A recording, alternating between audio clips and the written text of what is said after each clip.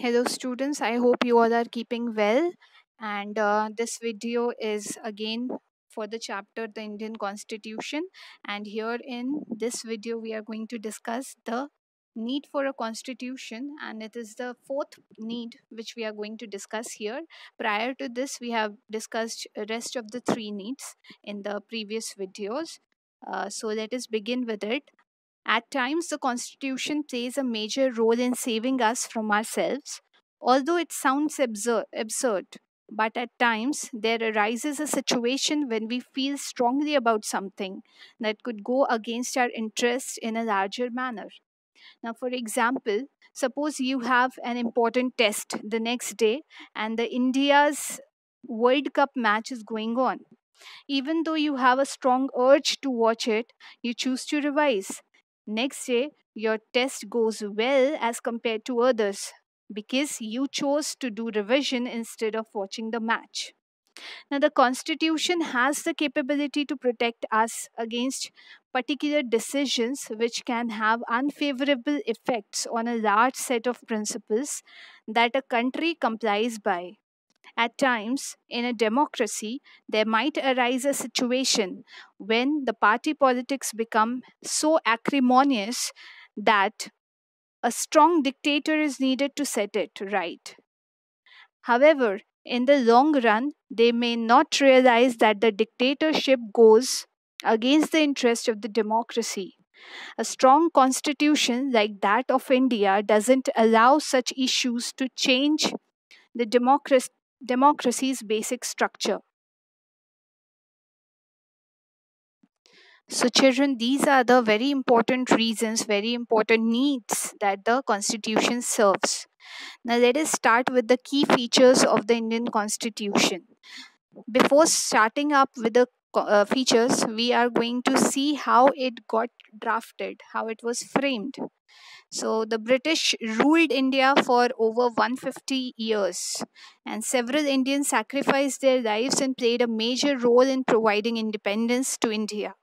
Once the country was free, there was a major challenge before our leaders regarding the setting up of a democratic government and how it would function.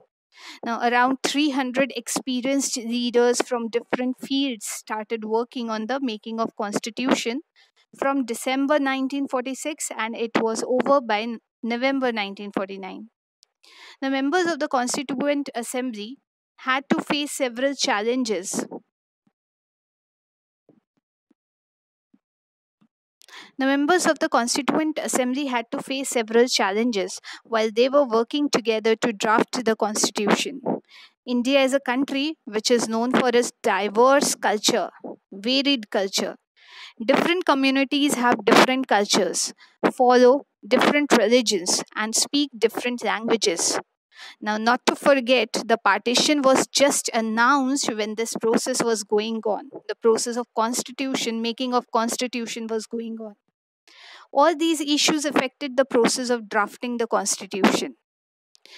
So, what are the major features, key features of a constitution we'll be discussing now? The very first feature is of federalism. Federalism alludes that the existence of more than one level of government in a democratic country. Our country has governments at both the center and state level.